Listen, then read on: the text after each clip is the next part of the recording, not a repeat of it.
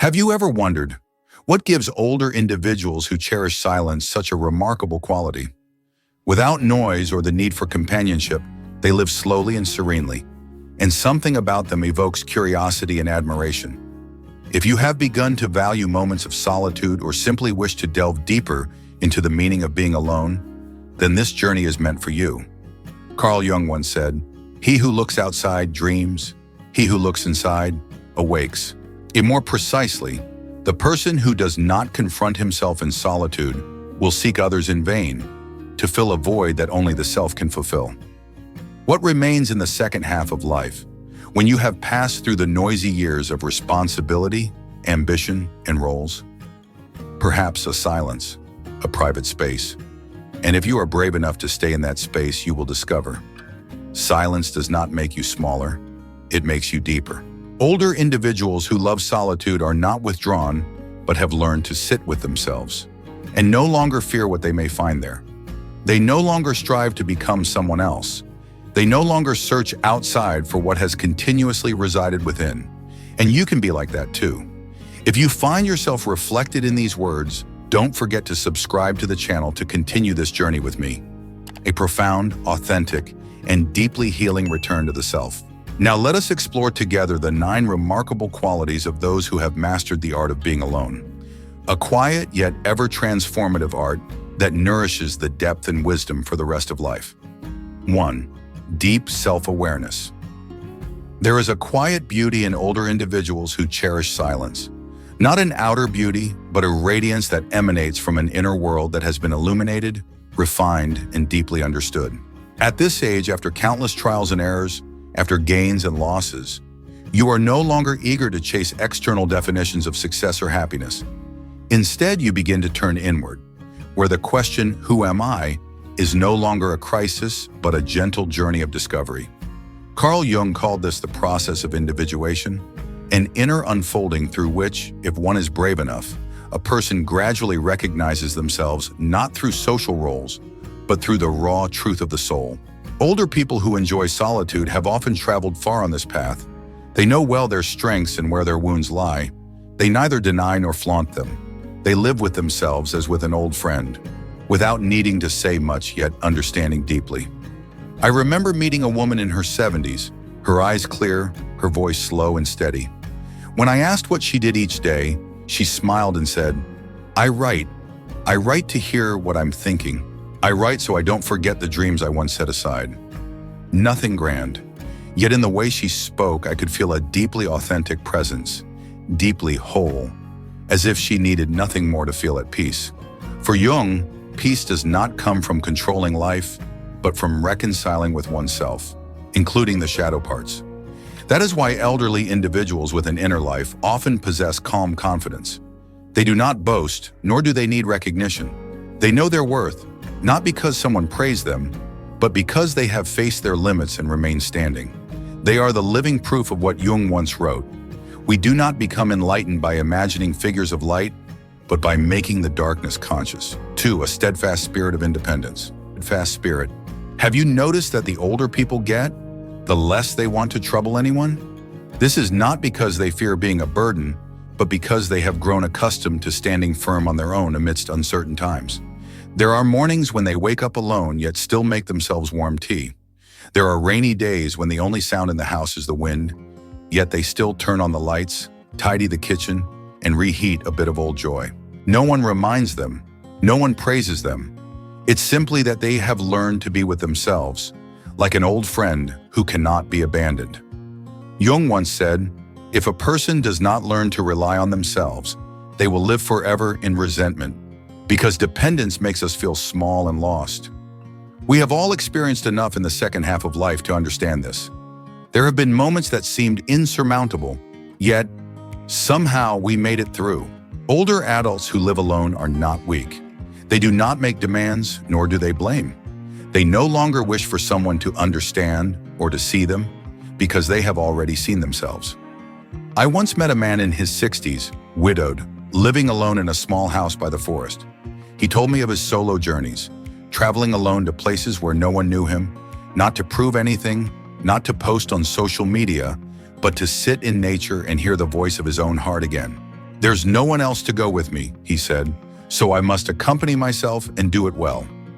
That sentence has echoed within me ever since.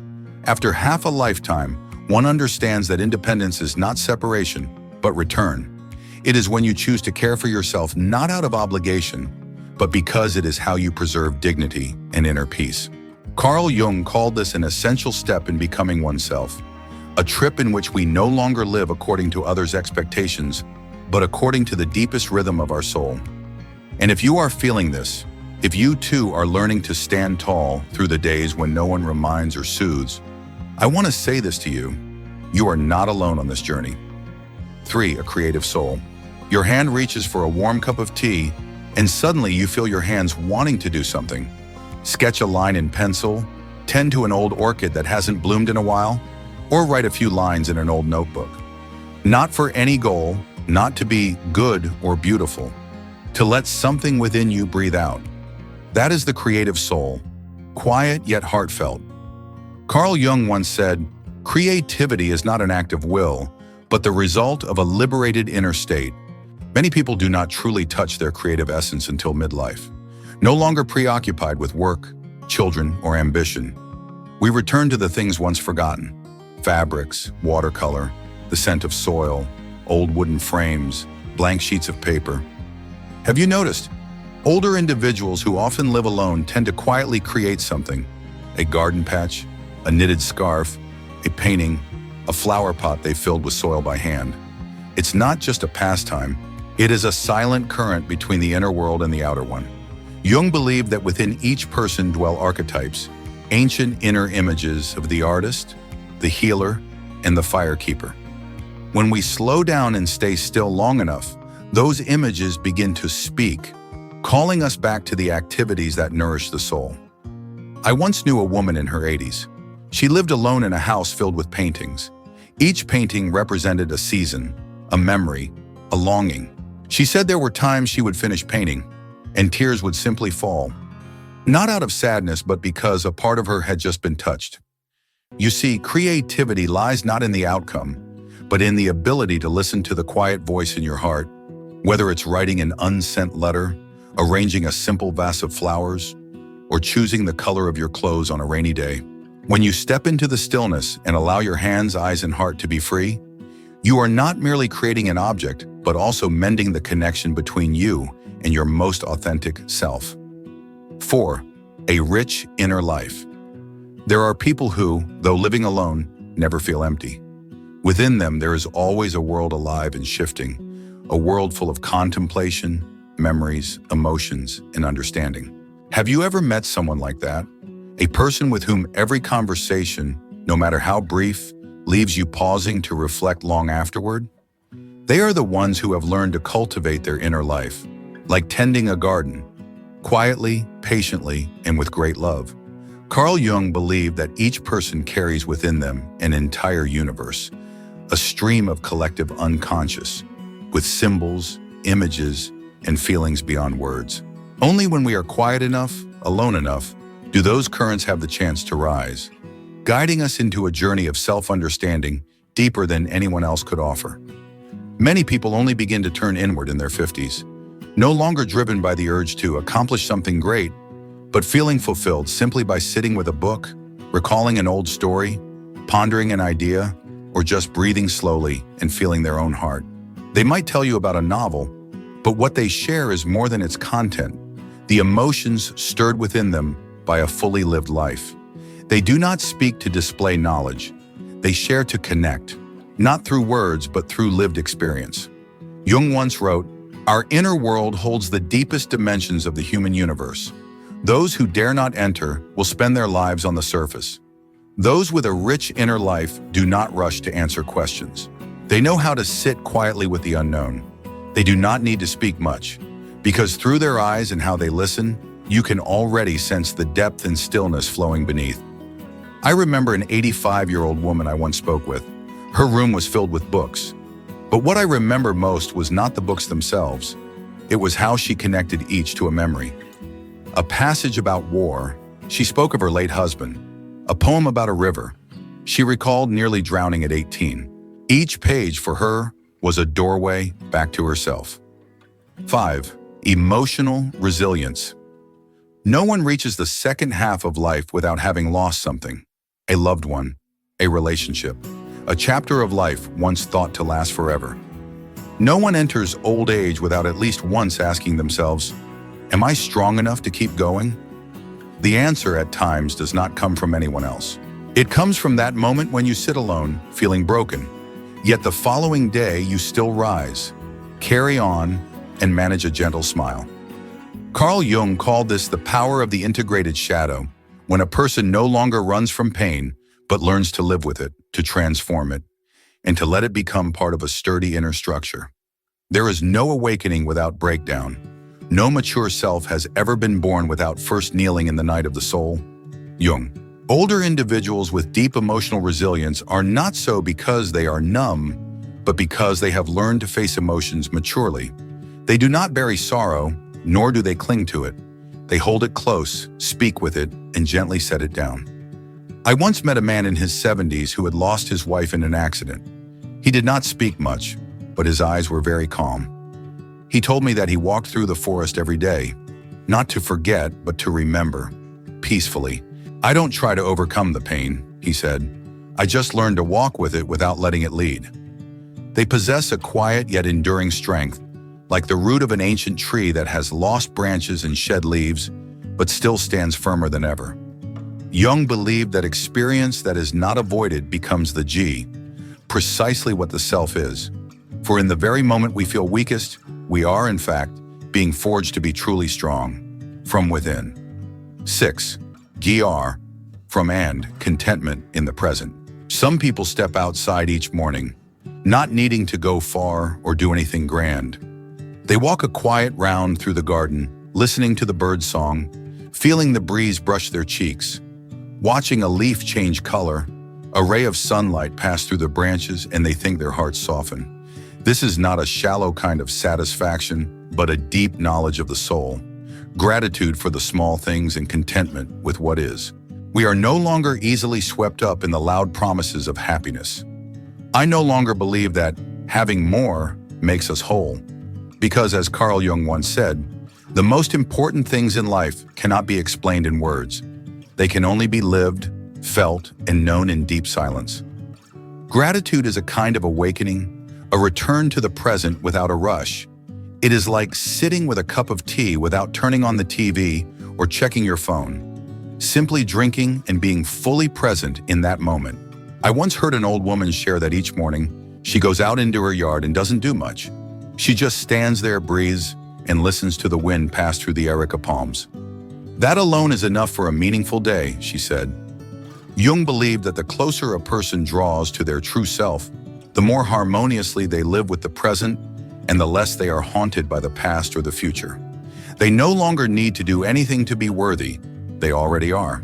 Gratitude and contentment do not make a person lazy or resigned. On the contrary, they help us live awake and present without being dragged by the endless thirst for more.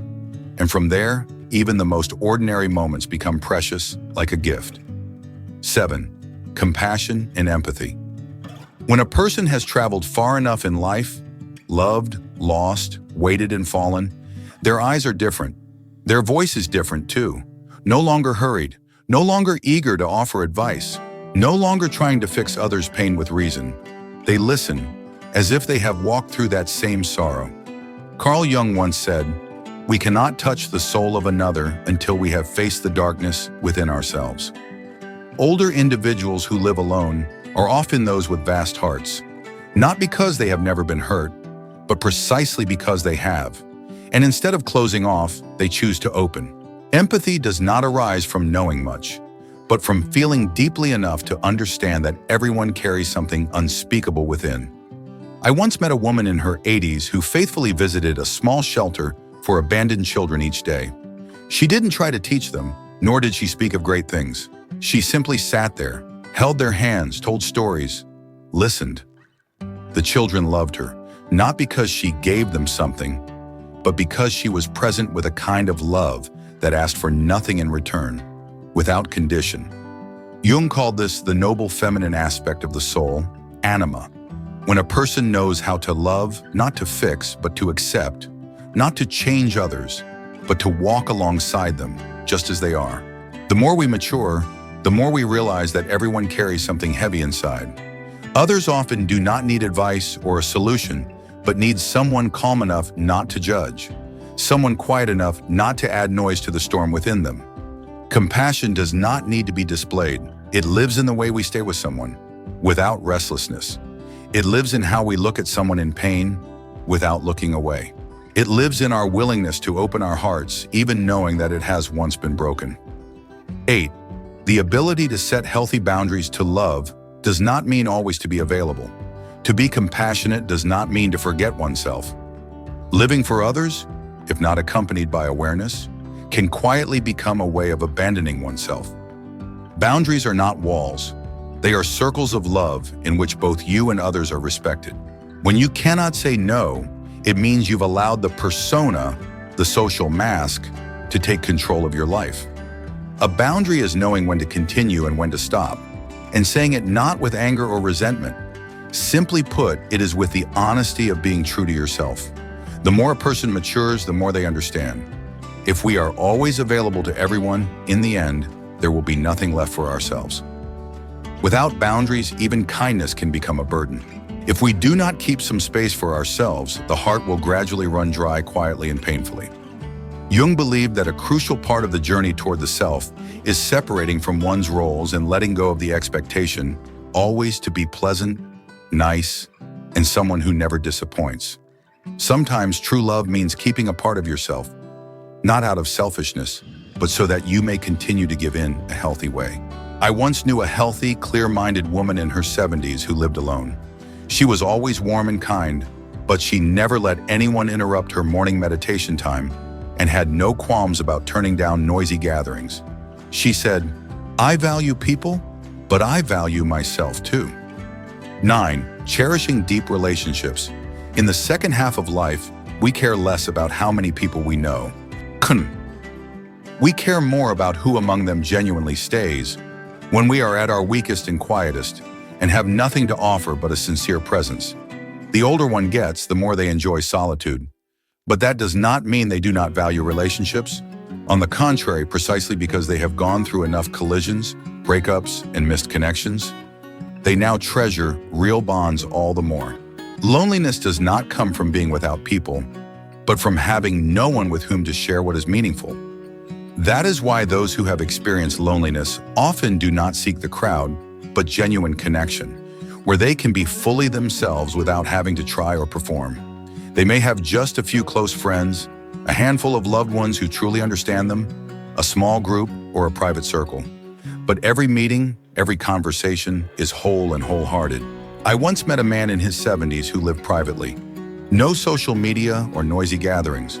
But when he spoke of his group of close friends of over 40 years, a gentle smile lit up his face.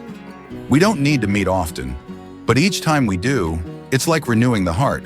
Jung called this a stage of soul refinement, where one is no longer driven by the social demands of the persona, but gradually returns to those connections that help preserve one's depth and the feeling of truly being seen. If you've journeyed with me to these very last lines, perhaps there is within you too a quiet space, a silent yet fertile ground, where growth is no longer measured by what we achieve but by how deeply we touch our being, with honesty, depth, and without judgment. The greatest task of each person is not to become someone admired, but to return to being themselves, the one they unconsciously left behind while chasing the world. And those who know how to live alone, quietly but not lonely, peacefully but not passively, are already walking that path step by step.